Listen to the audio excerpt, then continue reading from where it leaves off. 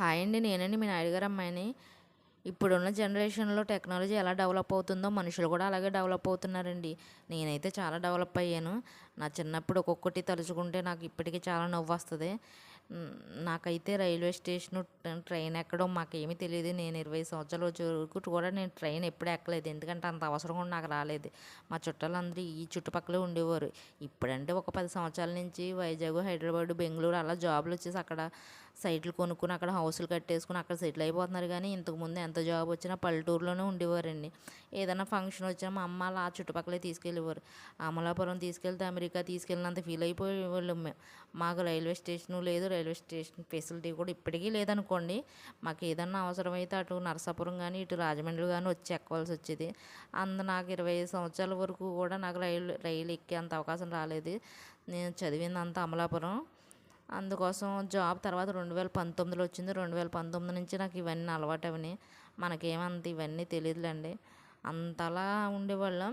కానీ బయటకొచ్చి ఇవన్నీ చూసి టెక్నాలజీ మనం డెవలప్ అయిన తర్వాత మనం కూడా దానికి అలవాటు పడి ఇవన్నీ నేర్చుకోవడం నాకు చాలా ఒక్కొక్కసారి నేనే తలుచుకుంటే చాలా ఆశ్చర్యంగా ఉంటుంది. నేనైనా ఇంతలా మారాను, అంతలా ఉండేవాళ్ళం అనేసి. కానీ మనిషి తలుచుకుంటే ఏదైనా చేయగలడని అని ఒక్కొక్కసారి అనిపిస్తుంది. నేర్చుకోవాలనే తపన, ఈ మనం ఏదైనా సాధించాలన్న ఆశయం మనకు ఉండాలండి ఫస్ట్ ఏదైనా. నేను అనుకుంటున్నాను మరి నా వరకు అయితే అది.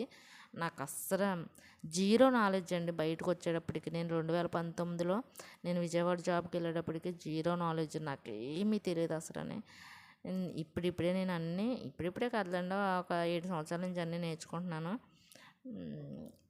ట్రైన్ ఎక్కడం, ట్రైన్ దిగడం, ఆ స్టేషన్లో ఆ ట్రైన్ నెంబరు నాకు ఏమీ తెలిసేది కాదు. ఇంకా ఫ్లైట్ ఎక్కాలండి. ఫ్లైట్ కూడా ఎక్కే ఛాన్స్ 2-3 సార్లు వచ్చింది కానీ అనుకోకుండా మిస్ అయినాయి. ఏమో ఫ్లైట్ కూడా ఎక్కుతానేమో ఫ్యూచర్లో చెప్పలేను. నేను దానికోసం వెయిట్ చేస్తున్నాను. ఎలా లేదన్నా వారంలో 4-3 సార్లు బయటికి వెళ్తూ ఉంటాంలేండి. ఆఫీస్ పని మీద, బయట ఫ్యామిలీ పని మీద ఏవో పనులు ఉంటాయి. ఈరోజు మామూలుగా వైజాగ్ పని ఉండి వైజాగ్ వెళ్ళామండి. Vizag railway station Vizag railway station ఇది. సరదాగా ఏదో వీడియో తీసానంటే అక్కడ బయటకు వచ్చిన తర్వాత వెహికల్ బుక్ చేసుకున్నాం, బయటికి వెళ్ళాము మేము. అక్కడ పని అయిపోయిన తర్వాత మళ్ళీ అరకు దగ్గరే కదా అని ఇంచుమించు అరకు దగ్గరలోకి వెళ్ళాం. అక్కడ వాతావరణం అక్కడ చాలా బాగుంటుంది కదండి.